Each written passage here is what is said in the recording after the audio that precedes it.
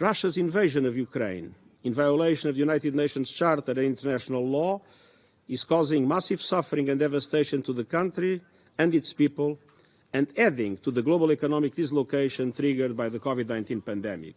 What better legacy could there be of your presidency than if your government chose to return to the path of peace and to withdraw its occupying troops? None of the pretexts invoked to attack Ukraine in violation of the UN Charter has legal merit, not one of them. In this chamber, we've been told, for example, that the invasion of Ukraine is a response to a supposed phobia that exists of Russian culture. We've been told that this invasion is a response to a supposed Western conspiracy to weaken Russia. We've been told that Russia is acting in self-defense in response to anti-Russian policies imposed by Ukraine on certain inhabitants.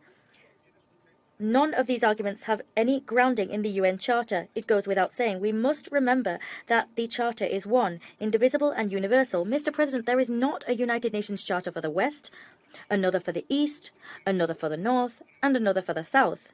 There is not a United Nations Charter for Muslims, another for Christians, and another for Jews. We also can't talk about a charter for Africa, another for Europe, or another for America, and so on. No, Mr. President, the Charter is, I repeat, one charter. It is indivisible and universal.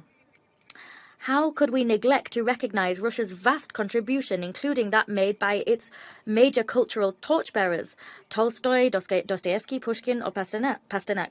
But is there any way we could imagine for even a minute that those cultural envoys would be in agreement with the death and pain that this absurd war is inflicting upon millions of people? The concept note of this debate asks the question, how can the United Nations contribute to a smooth transition to a fair and equitable global order? I can assure you that war and violence will in no way lead us to a fairer and more equitable order. Let me start by thanking the SG for his remarks and pay tribute to his tireless efforts, to his clear, strong, and always principled position in favor of peace and security, and of multilateralism in respect of the UN Charter. Colleagues, 400 years ago, François de la Rochefoucauld has said, and I quote, "Hypocrisy is the tribute that vice pays to the virtue." Fast forward to this meeting, and there is a flagrant contradiction we find ourselves in today. A permanent member of the Security Council has openly and defiantly disregarded the UN Charter. That very country has knowingly and willingly transgressed every rule commonly established regarding relations between states. It has ignored Security Council resolutions and its own international commitments, and yet it has chosen to lecture the world about multilateralism as we heard today. I could go on with generalities or repeat many important aspects mentioned by colleagues around the table, but I prefer to recall the very simple facts. Russia is waging an unjustified and illegal war of aggression against a sovereign nation. It is questioning its right to exist and has the audacity to pretend to come to the rescue of sovereign equality. The Russian military, including the Wagner Group, are committing horrible crimes in Ukraine as documented by the UN, and Russia is pretending to defend universal values. Russian missiles are destroying residential areas, killing civilians, flattening schools, health facilities, and other civilian infrastructure to force an entire country into submission. And Russia has come here to share its views about friendly relations and cooperation among states. If it weren't for the thousands of innocent victims, the millions forcefully displaced, for the countless children stripped of their dreams and deprived of their childhood, for the immense pain of those tortured, of women raped and families torn apart, it would have been a parody, something the Monty Python would have entitled "Preserving the UN Charter the Russian Style, Shred It and Store It 6 feet under." Unfortunately, this isn't a parody and we cannot laugh. What has happened in Ukraine is a tragedy, a man-made catastrophe with serious security repercussions in Europe and detrimental ripple effects around the world. It represents the contrary of everything we stand for and everything that gets us together here. Therefore, no peace-loving nation will buy an artificial parallel reality engineered to transform the aggressor into a defender of the UN Charter, the arsonist into a firefighter, and the warmonger into a peacemaker. This is the real issue, and this is what we think we should be talking about, especially on this day.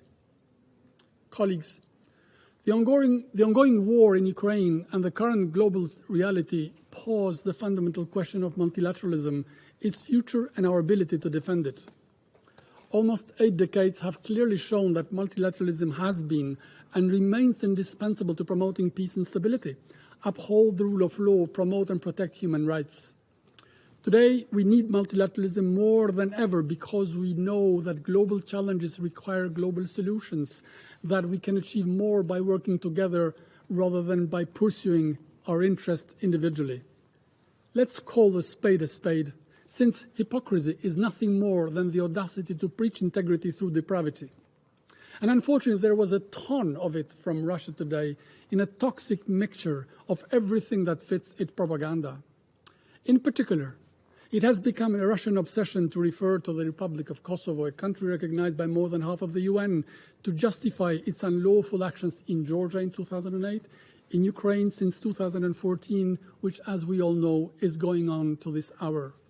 The International Court of Justice has ruled that the independence of Kosovo is in accordance with international law. The same ICJ has asked for Russia to stop its war. Therefore, there is nothing that sounds hollower than the desperate effort to justify the unjustifiable and its attempt to hide behind the unacceptable. As we know, you cannot hide the sun with the finger, and today, once more, we did not hear anything on the key issue. Under which article of the UN Charter has Russia attacked its neighbor and has annexed by force parts of its territory? If we want a serious discussion on multilateralism and the UN Charter, we cannot evade the elephant in the room. Let me therefore reiterate Singapore's position at the outset that Russia's invasion of Ukraine is a serious and flagrant violation of international law and the principles of the UN Charter. There is no justification for Russia's illegal invasion and annexation of the territories of Ukraine, a sovereign and independent nation and a founding member of the United Nations. We've seen what Russia's idea of multilateralism means for the world. More than a year into Russia's full-scale invasion of Ukraine, President Putin has brought unimaginable suffering to that country while trampling on the UN Charter. Thousands of Ukrainians have been killed. For all of Minister Lavrov's claims about effective multilateralism, I see nothing effective or multilateral about Russia's foreign policy.